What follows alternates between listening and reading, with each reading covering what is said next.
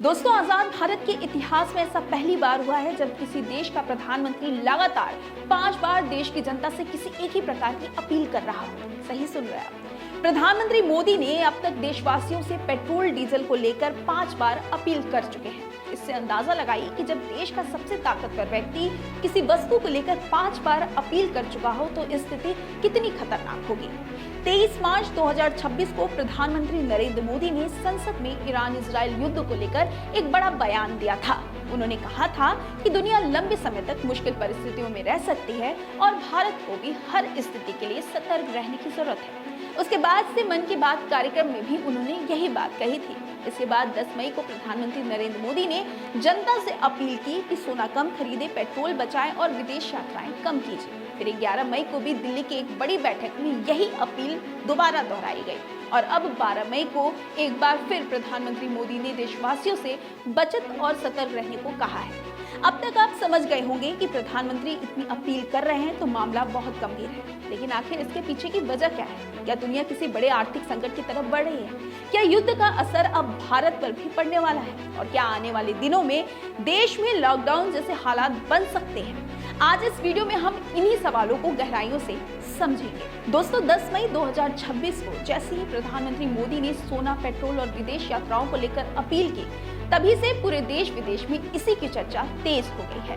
दरअसल इस समय पूरी दुनिया एक बड़े तनाव के दौर से गुजर रही है। कारण है ईरान, इजराइल और अमेरिका के बीच बढ़ता युद्ध। ईरान की एक जिद पूरी विश्व को परेशान कर रही है, वो है स्ट्रेट ऑफ हॉर्मुज को पूरी तरह खोलने से इनकार कर देना, जिसकी वजह से पूरी दुनिया में तेल का संकट गहराता जा रहा है। और कहीं ना कहीं ईरान, इजराइल और अमेरिका के बीच चल रहा ये युद्ध अब हमारे और आपके घरों तक पहुंचता दिखाई दे रहा है। 10 मई को प्रधानमंत्री ने हैदराबाद में भाजपा कार्यकर्ताओं को संबोधित करते हुए कहा था कि आने वाले समय में वर्क फ्रॉम होम जैसे उपायों की जरूरत पड़ सकती है। वर्तमान समय में दिल्ली सरकार वर्क फ्रॉम होम के आदेश जारी करने की तरफ बढ़ रही है। यूपी की योगी सरकार भी इस विषय को लेकर मीटिंग कर रही है और जल्द ही यूपी में स्कूल ऑनलाइन और वर्क फ्रॉम होम फिर से आ सकता है।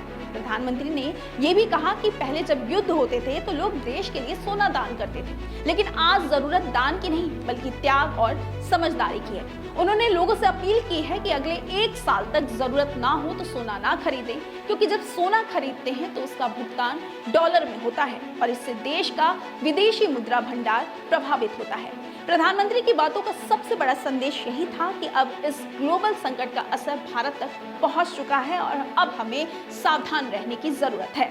अगर हम प्रधानमंत्री की इन अपीलों को गहराइयों से समझें तो बात बिल्कुल साफ है। अगर भारत लगातार तेल खरीदता रहा, सोना खरीदता रहा और विदेश यात्राओं में पैसा खर्च होता रहा तो देश का विदेशी मुद्रा भंडार लगातार कम हो सकता है। इसीलिए सरकार अब तेल की खपत कम करने पर जोर दे रही है, सोना कम खरीदने की अपील कर रही है और विदेश यात्राएं टालने की सलाह दी जा रही है, क्योंकि जब कोई व्यक्ति विदेश यात्रा करता है तो देश का पैसा बाहर जाता है। जब देश सोना खरीदता है तब भी डॉलर बाहर जाता है और जब देश तेल खरीदता है तब भी भुगतान डॉलर में ही होता है। यानी कुल मिलाकर देश से विदेश मुद्रा बाहर जाती है, जिसका सीधा असर अर्थव्यवस्था पर पड़ता है। प्रधानमंत्री की तरफ से 7 बड़े संदेश दिए गए थे। वर्क फ्रॉम होम को बढ़ावा देने की बात कही थी, सोना खरीदने से बचने की बात कही थी, पब्लिक ट्रांसपोर्ट इस्तेमाल करने की बात कही थी, कुकिंग ऑयल कम इस्तेमाल करने की बात कही थी, नेचुरल फार्मिंग अपनाने की बात कही थी, स्वदेशी चीजों को बढ़ावा देने की बात कही थी और विदेश यात्राएं कम करने की बात नरेंद्र मोदी ने कही थी। इन सभी अपीलों का मकसद सिर्फ एक था, देश की विदेशी मुद्रा को बचाना और भारत को आने वाले संकट के लिए तैयार करना। प्रधानमंत्री की इन्हीं बातों को विदेशी मीडिया भी अब ये खबर के रूप पर दिखा रही है कि भारत सरकार जनता को आर्थिक सावधानी के लिए तैयार कर रही है। इससे पहले चीन, Italy, Spain, United kingdom, France, Australia, New Zealand, Israel और श्रीलंका जैसे देश भी अपने यहाँ कई तरह के प्रतिबंध और बचत अभियान शुरू कर चुके हैं ताकि वे खुद को वैश्विक संकट से बचा सकें और अब धीरे धीरे भारत भी उसी दिशा में कदम बढ़ाता दिखाई दे रहा है। दोस्तों, अमेरिका और इजराइल का ये युद्ध अब सिर्फ मिडिल ईस्ट तक सीमित नहीं रह गया, इसका असर अब आम लोगों की जिंदगी तक पहुंच चुका है। जिस तरह से ईरान ने स्ट्रेट ऑफ हॉर्मुज को रोक रखा है, उससे दुनिया भर में तेल सप्लाई प्रभावित हो रही है। रिपोर्ट्स के मुताबिक हजारों जहाज फारस की खाड़ी के आसपास प्रभावित हुए हैं और ईरान लगातार अपनी शर्तों पर अड़ा हुआ है। कई देशों का मानना है कि इस वजह से पूरी दुनिया आर्थिक दबाव में आ रही है। हालांकि कुछ लोग ये भी कहते हैं कि ये संघर्ष अमेरिका और इजराइल की कार्रवाई के बाद शुरू हुआ, लेकिन अब जो स्थिति बनी है उसका असर पूरी दुनिया भुगत रही है। दुनिया के कई देश अब इस संकट को लेकर खुलकर चिंता जता रहे हैं, क्योंकि अगर ये हालात और बिगड़े तो इसका असर पूरी वैश्विक अर्थव्यवस्था पर पड़ सकता है। इसी बीच ईरान से एक और चौंकाने वाली खबर सामने आई है। मई 2026 की शुरुआत में यूरोपीय सैटेलाइट की तस्वीरों में खार द्वीप के पश्चिम में समुद्र पर 20 से 45 वर्ग किलोमीटर तक फैला चिकना धब्बा दिखाई दिया। कुछ विशेषज्ञों ने अनुमान लगाया कि 3000 बैरल से ज्यादा तेल रिसाव हो सकता है। ये धब्बा सऊदी अरब की ओर बढ़ता दिखा। रिपोर्ट में चिंता जताई गई कि अमेरिकी नाकेबंदी के कारण ईरान का तेल स्टोरेज भर गया है, इसीलिए अतिरिक्त तेल समुद्र में छोड़ा जा रहा है। पुरानी पाइपलाइनों या ज्यादा भरे टैंकरों के दबाव से भी रिसाव हो सकता है। बताया जा रहा है कि अमेरिकी प्रतिबंधों की वजह से ईरान के तेल स्टोरेज टैंक भर चुके हैं और इसी दबाव के कारण रिसाव की आशंका बढ़ रही है। खर्ग द्वीप ईरान का सबसे बड़ा तेल निर्यात केंद्र है, जहां देश का 80 से 90% कच्चा तेल विदेश भेजा जाता है।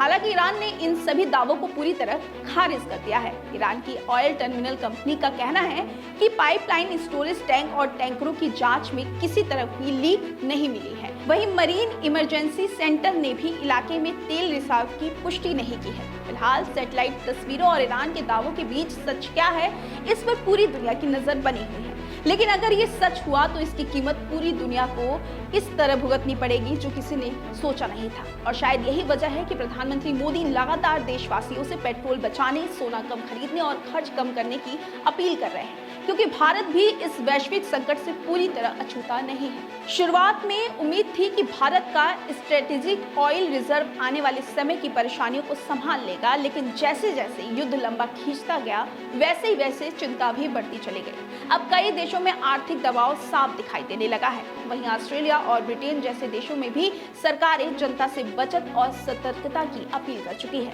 यानी ये संकट अब सिर्फ एक क्षेत्र तक सीमित नहीं है, बल्कि पूरी दुनिया इससे प्रभावित होते दिखाई दे रही है और अब इसका असर भारत तक भी पहुंच चुका है। फिलहाल दुनिया इस समय एक ऐसे दौर से गुजर रही है जहां युद्ध, तेल संकट, महंगाई और आर्थिक दबाव एक साथ बढ़ते दिखाई दे रहे हैं। ऐसे समय में भारत के लिए सबसे बड़ी ताकत होगी देश की एकजुटता, समझदारी और जिम्मेदारी। प्रधानमंत्री मोदी की लगातार अपीलों का मतलब सिर्फ डर पैदा करना नहीं है, बल्कि देश को पहले से तैयार करना है, क्योंकि जब संकट बड़ा हो तो तैयारी भी बड़ी करनी पड़ती है। आने वाले समय में हालात कैसे बदलेंगे ये तो वक्त बताएगा, लेकिन इतना जरूर है कि अगर देश का हर नागरिक जिम्मेदारी से काम करे, संसाधनों की बचत करे और अनावश्यक खर्च से बचे, तो भारत किसी भी वैश्विक संकट को मजबूती से झेल पाएगा। इतिहास गवाह है, जब देश पर मुश्किल समय आता है, भारत ने एकजुट होकर हर चुनौती को पार किया है और शायद आज फिर देश को उसी एकता, उसी धैर्य और उसी जिम्मेदारी की जरूरत है। आपका इस वीडियो पर क्या कहना है, आप मुझे कमेंट करके जरूर बताइएगा। अपना ख्याल रखिएगा। बहुत बहुत धन्यवाद।